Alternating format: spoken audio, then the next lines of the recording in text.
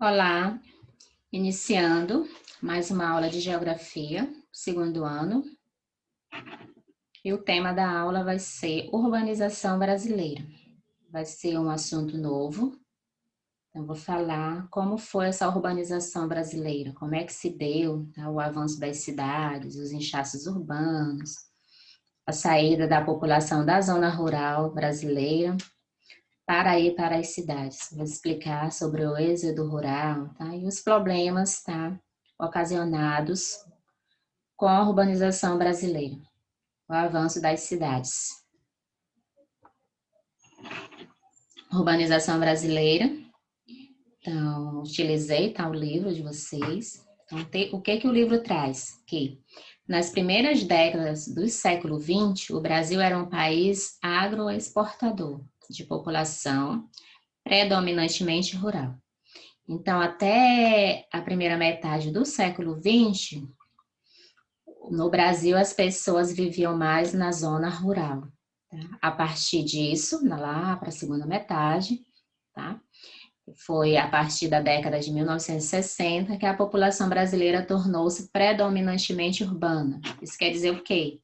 Que a população brasileira, a partir da década de 60, começou a viver mais nas cidades, nas grandes cidades. Então, houve esse êxodo rural, tá? Da população que era predominantemente rural para as áreas urbanas, atingindo uma taxa de urbanização de 85,1% em 2014. Então, esse dado cresceu, tá? Hoje em dia, ainda, agora em 2020, a população brasileira vive mais nas cidades, há uma predominância, tá? Embora esse quadro no Brasil, tá, acerca da ocupação das regiões mudou um pouco, mas ainda assim as pessoas vivem mais nas cidades do que nas zonas rurais. Então, por que as pessoas migraram para as cidades, né? Aí vai entrar a questão do êxodo rural, ocasionado pela modernização da agricultura e pela concentração fundiária no campo. Essa concentração fundiária, ela vai tratar, tá, da quantidade de terra, tá, terras, tá, cultiváveis, tá, que ficam nas mãos de poucas pessoas. Então, a gente vai falar de concentração fundiária, a concentração de terras, tá, nas mãos dos grandes latifundiários. Então, aquele pequeno agricultor, aquele agricultor familiar, ele perde suas terras e ele é obrigado a ir para as cidades em busca de melhor condição de vida. Então, contribuíram para uma rápida urbanização. Tá? Esse processo que mudou profundamente as características do perfil demográfico e o espaço geográfico brasileiro. Então, o êxodo rural, tá? Foi um processo e ainda é um processo predominante sobre a urbanização brasileira. Então, a partir desses fatores, as pessoas começaram a viver mais nas cidades. Urbanização brasileira no século XX. Ainda continuando a falar sobre o século XX. Tá? Então, essa urbanização brasileira no século XX, ela foi uma herança, tá, da ocupação colonial e da organização do espaço brasileiro em razão dos ciclos econômicos, das minerações do século XVIII e do café no final do século XIX e início do século XX. O que quer dizer essa organização do espaço brasileiro em razão dos ciclos? A economia brasileira, tá? Se você for ver lá na história, tá? É marcada por ciclos. Primeiramente, tá? Nós tivemos o ciclo, tá? Da mineração, que foi no século XVIII. Tá? Então, esse ciclo da mineração é a coleta, tá? Dos metais preciosos, como ouro, tá? Diamante, tá? Então, nas localidades que havia a mineração e a expansão, as pessoas acabavam migrando para esses lugares para trabalhar na coleta desses metais preciosos. É exemplo do ouro. Tá? Então, acabava que nessas regiões havia um inchaço urbano. aqui já no século XVIII. Depois a gente teve o ciclo do café, tá? Que foi no final do século XIX e início do século XX. Esse ciclo do café foi lá na região sudeste, tá? Nós tivemos uma época de uma grande expansão dos cafezais, tá? Foi outro ciclo importante. E também todo o dinheiro, tá? Adquirido do café serviu para a industrialização brasileira lá na década de 30. Tá? Então, de novo, houve uma corrida, tá? Para trabalhar nos cafezais, tá? Na região sudeste. Então, já no século XX, as pessoas saíam da zona rural, tá? Saiu de alguns estados, a exemplo do estado do Nordeste e do Norte, tá? E migravam para a região sudeste, tá? Já aqui no ciclo do café. E ainda persiste no país uma concentração de cidades na fachada oriental atlântica. Então, as nossas principais capitais, tá? Inclusive lá da região sudeste, tá? As cidades de São Paulo e Rio de Janeiro ainda, tá? São cidades atlânticas, tá? Então, essa urbanização brasileira no século XX, tá? Vem avançando esse cenário, tá? Da migração, tá? Das pessoas da zona rural para as grandes cidades. Ou de uma região, tá? Para outras regiões. Então, conhecidamente, as pessoas saem da região Nordeste e migram para a região Sudeste.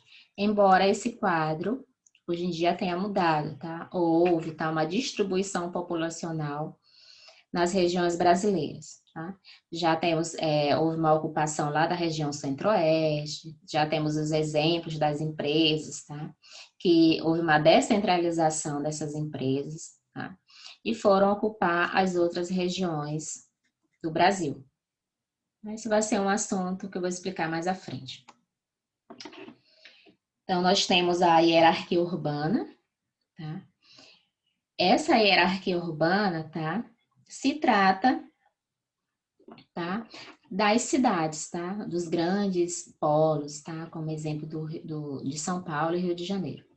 Então, o que o livro trouxe para vocês? Podem separar os conceitos de rede urbana e hierarquia urbana, que correspondem fundamentalmente ao grau de importância das cidades e ao poder de polarização, que é a atração que uma cidade exerce sobre a outra, de acordo com seu equipamento urbano de bens e serviços. Então, o que vai tratar essa hierarquização? Tem aquelas cidades mais importantes, tá? Tanto no país, quanto as cidades mais importantes de uma região. Essas cidades, elas são os polos, tá? É lá onde as cidades mais avançadas, tá? Onde tem as indústrias, onde tem os comércios. Então, sempre uma região e um lugar vai ter aquela cidade mais importante. Aquela cidade que arrecada mais, onde a população vai fazer compras, tá? Onde oferece alguns serviços que nas cidades de pequeno porte não tem. Tá? Então, isso acontece muito nas regiões. Tá? Então, exemplo de novo, São Paulo e Rio de Janeiro. São cidades, tá? Que tem uma rede urbana e uma hierarquia urbana. São Paulo é uma das cidades mais importantes, tá? Da região sudeste e também do Brasil. Então, o que vai levar? Quais são os critérios? Há diversos critérios para definir a hierarquia urbana, como número de habitantes, tá? Tem um número de habitantes elevado, poder decisório de gestão em território, tá? O poder decisório daquela cidade, daquela região, capacidade empresarial, há uma maior concentração empresarial nessas cidades. E tem que ter uma articulação com a economia globalizada, que é o exemplo de São Paulo. Então, as maiores indústrias, tá? Os maiores empresários, eles vão investir aonde? Na região sudeste, na cidade de São Paulo e Rio de Janeiro. Embora já tem uma distribuição de empresas, tá? De distribuição dessa economia globalizada, tá? Para todo o país.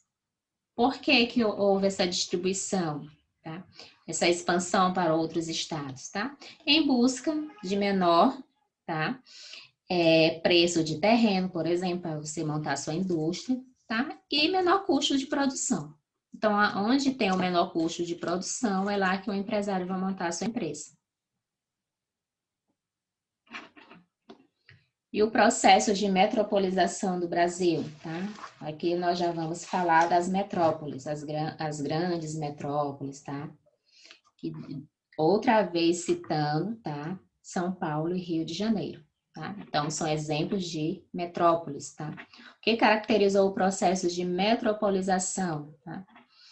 Foi a industrialização tardia do Brasil, que foi lá na década de 30, tá? Houve uma industrialização tardia, tá? Foi utilizado o dinheiro do café, e essa industrialização ela foi concentrada lá na região sudeste. Desigualdades regionais e contrastes socioeconômicos, tá? No Brasil, há uma desigualdade regional, tá? Das regiões, tá? A mais avançada, tá? É a região sudeste, logo depois vem sul, centro-oeste, nordeste, norte. Então, há uma desigualdade regional. Então, são resquícios lá da época de Brasil colônia, da ocupação das regiões, da ocupação das cidades. Concentração populacional e de atividades econômicas em um reduzido número de cidades. Essa concentração populacional e de atividades já houve uma mudança, tá? Já tenho casos de pessoas que foram para a região sudeste, tá? Que estão voltando para os seus lugares de origem, tá? Nós temos as crises, tá? Teve a última crise do capitalismo, que foi em 2008. Então, houve essa volta, tá?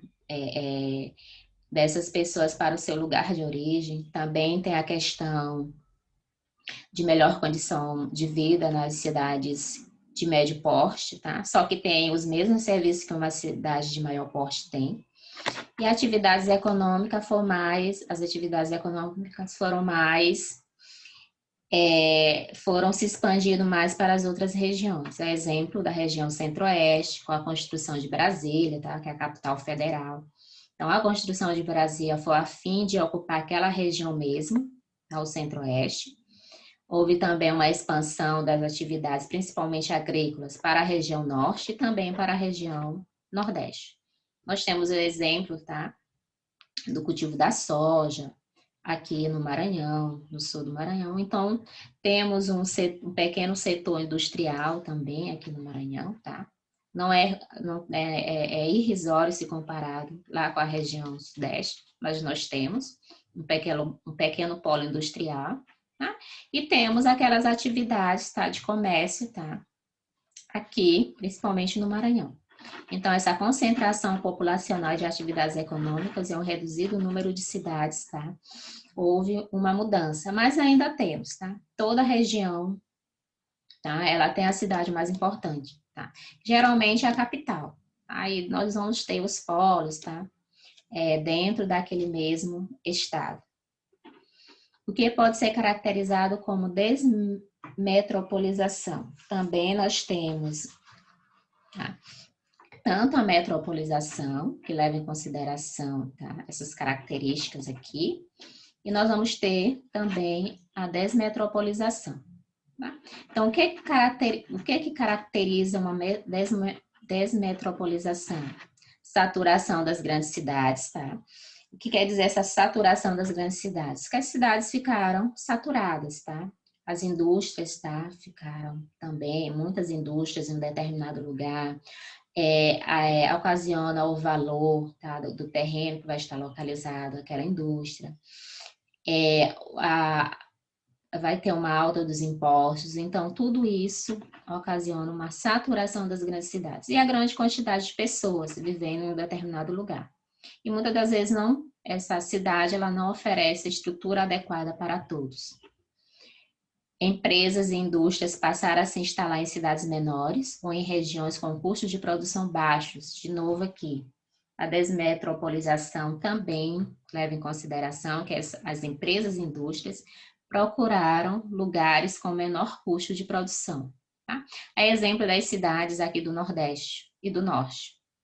Crescimento de cidades pequenas e médias. Então, com essa desmetropolização, essa ida das empresas e indústrias para as cidades pequenas e médios porte, então houve um crescimento dessas cidades. Então, o que traz de bom para essas cidades, que essas empresas trazem? O desenvolvimento em si. Então, a arrecadação de impostos dessa cidade vai aumentar o número de empregos e logo vai contribuir para o crescimento de cidades pequenas e médias.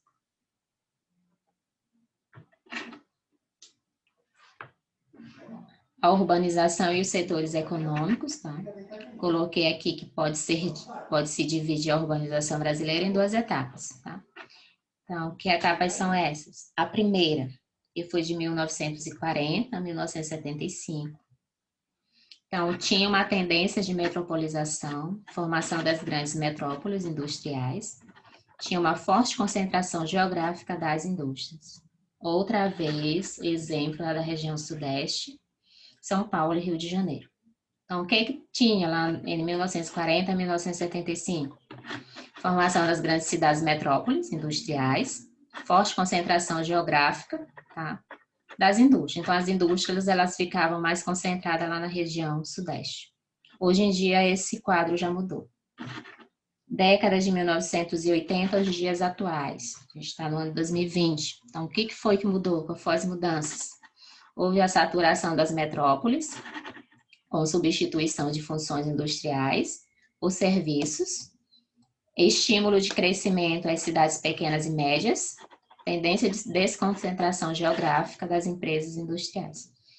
Então, essa desconcentração já é uma realidade. As empresas, elas buscam baixo custo de produção. Então, logo elas vão ocupar as cidades pequenas e médias. Então, houve em si uma desconcentração geográfica, principalmente das empresas e até mesmo de pessoas.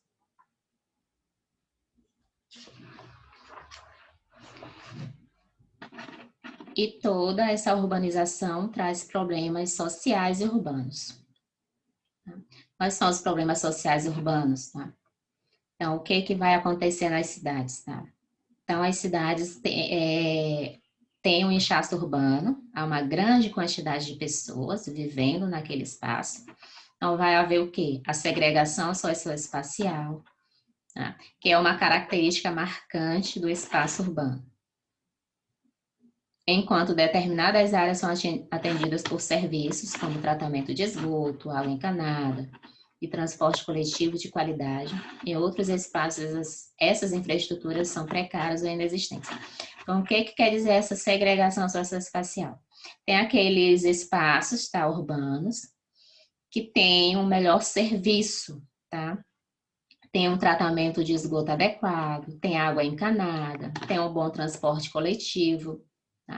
Já tem aqueles espaços urbanos que não têm todas essas infraestruturas. Não vai ter um bom esgoto sanitário, não vai ter uma água encanada, não vai ter um bom transporte coletivo.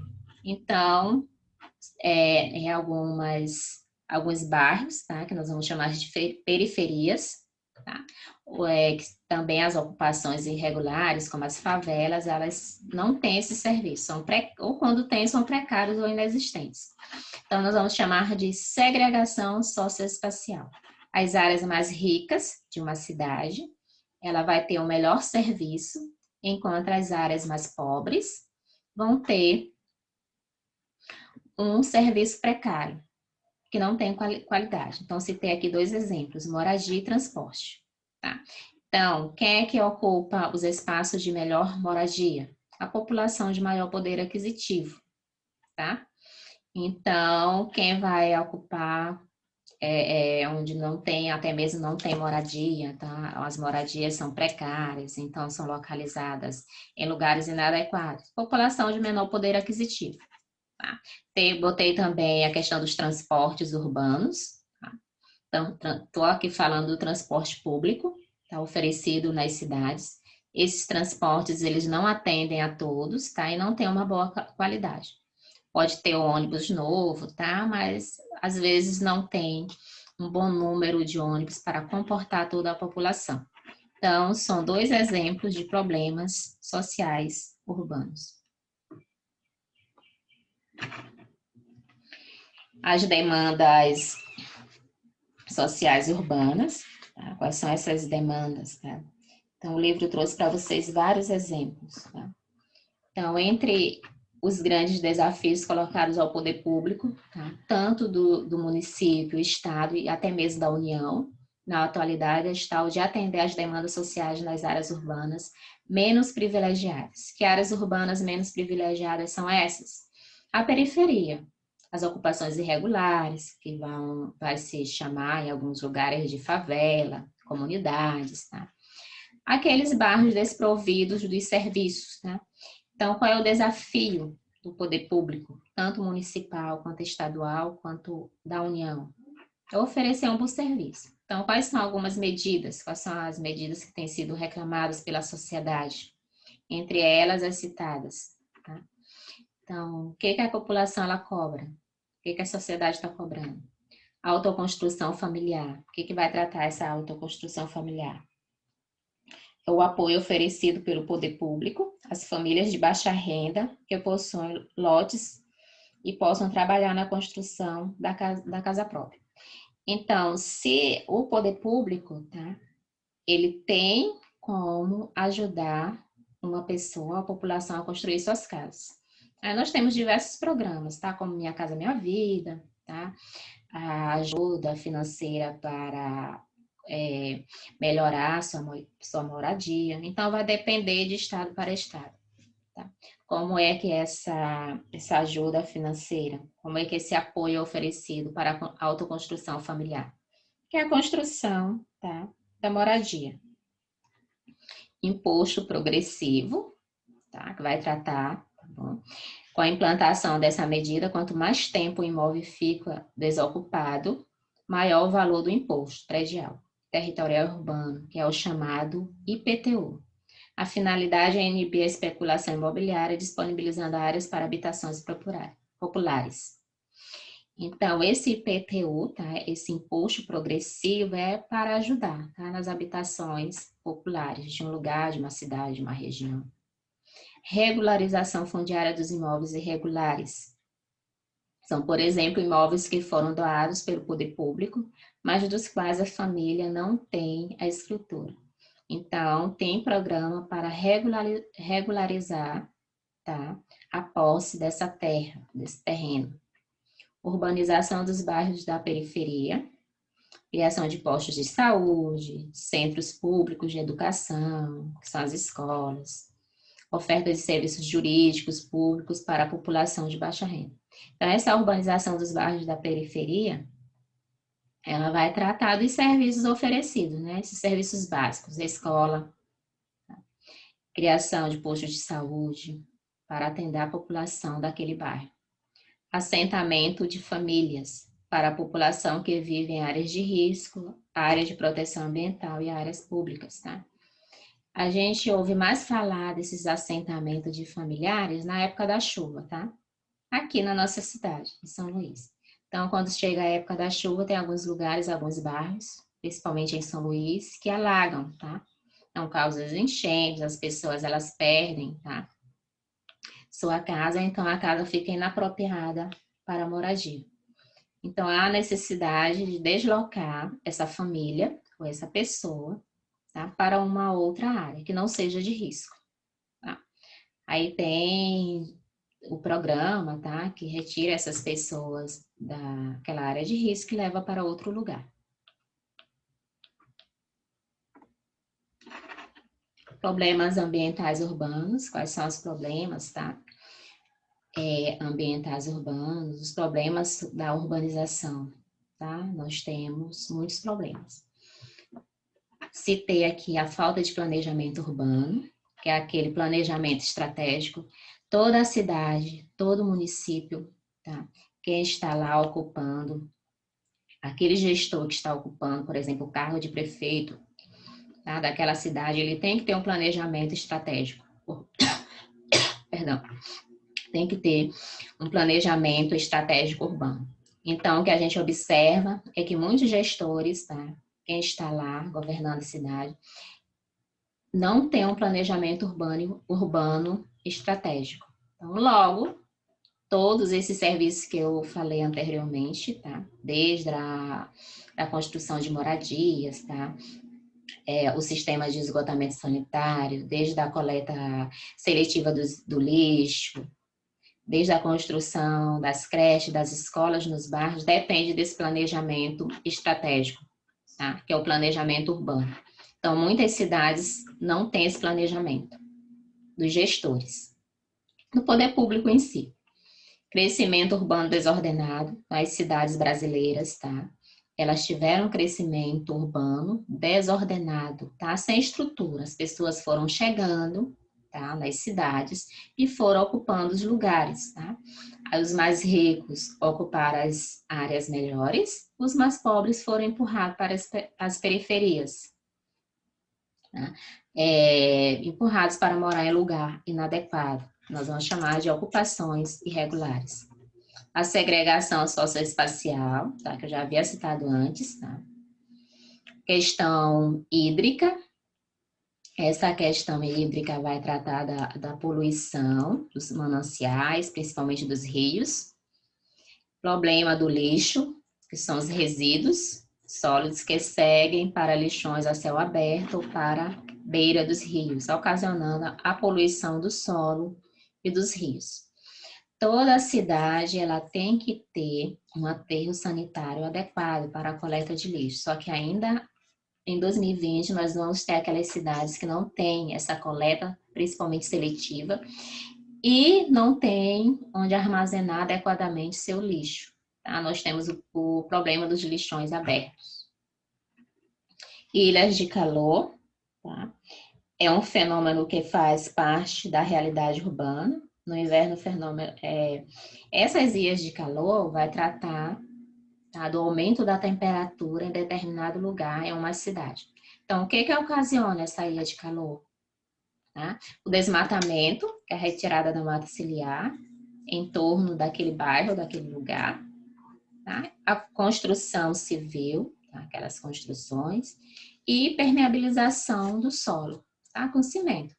Então, essas áreas que vai ter a falta de árvores, de arborização, que não está próximo dos parques urbanos, tá? Então, que há muitas construções e tem um solo impermeabilizado, vai ter uma ilha de calor naquele lugar.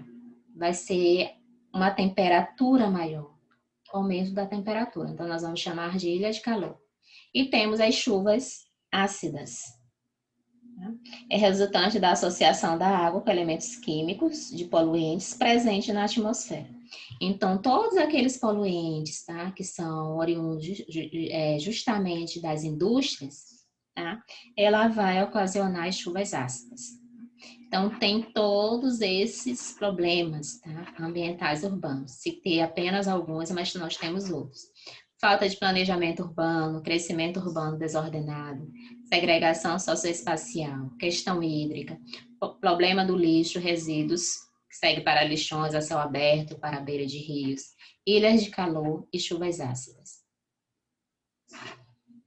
Então, finalizando, tá, esta aula, foi muito bom estar com vocês. Eu utilizei o Baldraia André como referência, que é o livro que nós utilizamos, tá?